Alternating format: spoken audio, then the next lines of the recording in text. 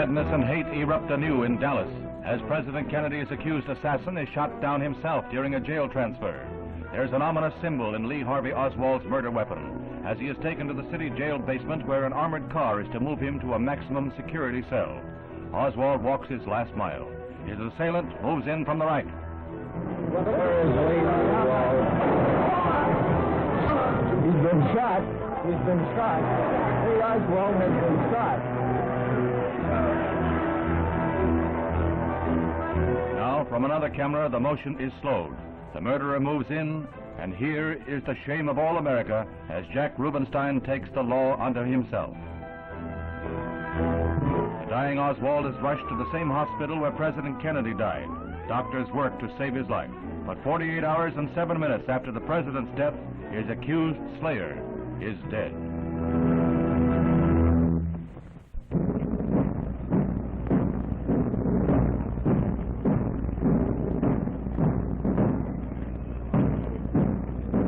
The sound of the muffled drum sweeps in melancholy waves over the hushed throng, a hush broken only by a stifled sob, a murmured prayer. A whole people is lifted up in common sorrow and ennobled in their hearts. Down this avenue of sadness, they bring President John F. Kennedy, martyred hero, to lie in state under the great dome of the Capitol.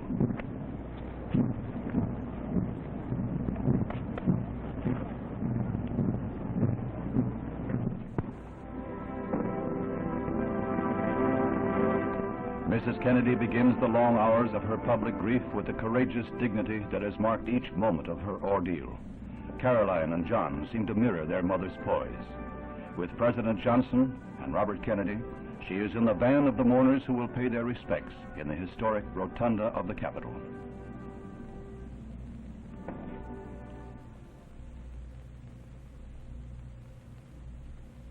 President Johnson represents a sorrowing people as he places the wreath marked "From President Johnson, Nation."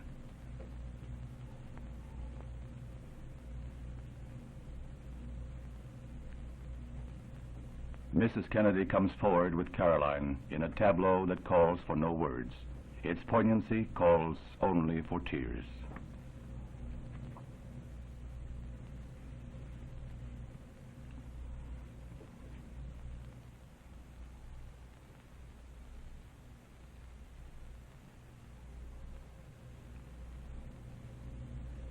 Bearing the burden of their own sorrow, 250,000 people braved near freezing weather to pass by the dead president in tribute. Some waited for as long as 12 hours in a line that at times stretched for 10 miles. The old, the young, the aged, the children. They became one in their grief, in the spontaneous outpouring that throws up an enduring memorial to the American spirit.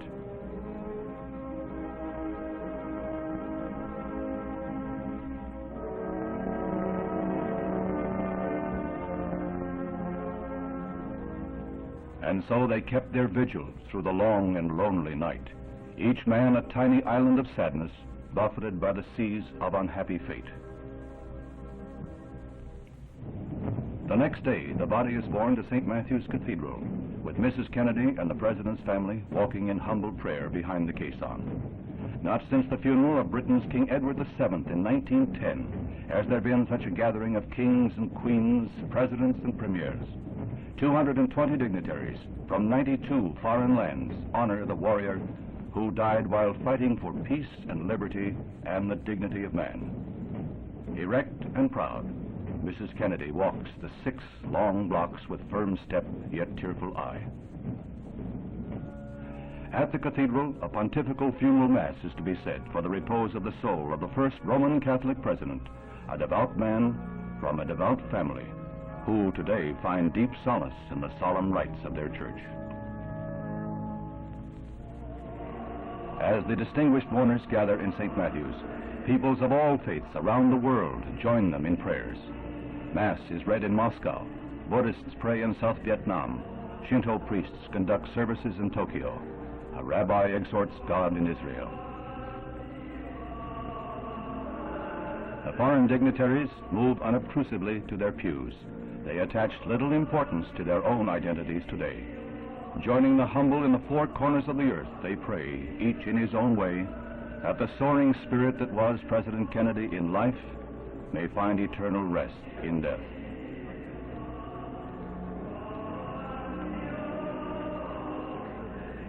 The strains of the Ave Maria reach out like a caress. Mrs. Kennedy requested it. The Ave Maria was sung at her wedding.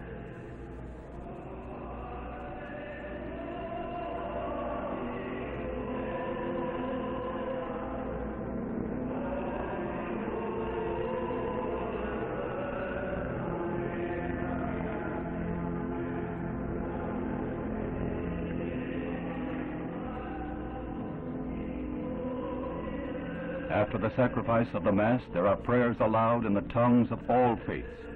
Then will come the solemn moment when the incense is tossed on hot coals and Cardinal Cushing, an old family friend, blesses the mortal remains of John F. Kennedy.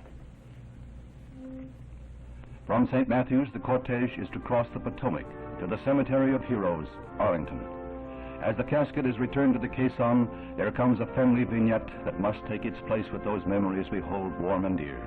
A gentle reminder from his mother, and John celebrates his 3rd birthday with a soldier's farewell to his father.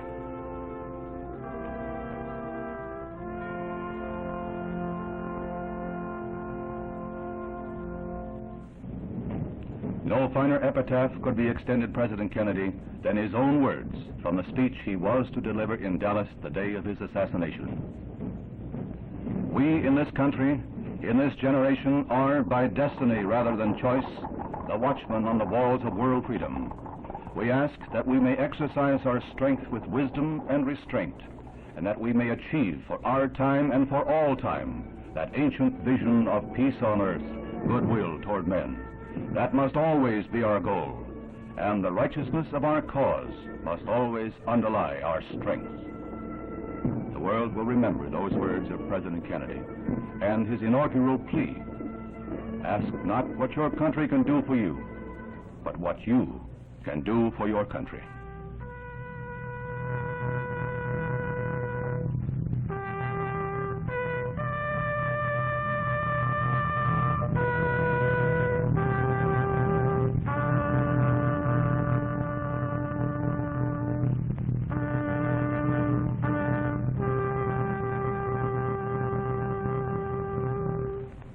Irish Honor Guard with a flourish of arms, and the precious banner that was the President's shroud for 3 days is folded smartly for presentation to Mrs. Kennedy.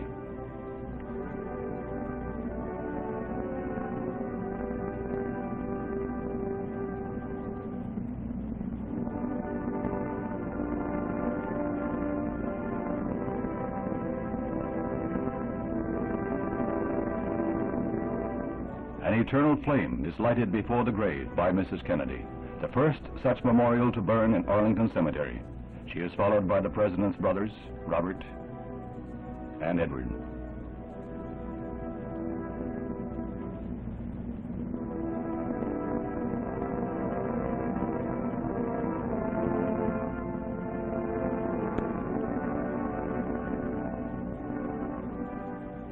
Thus, the American people have buried their beloved leader.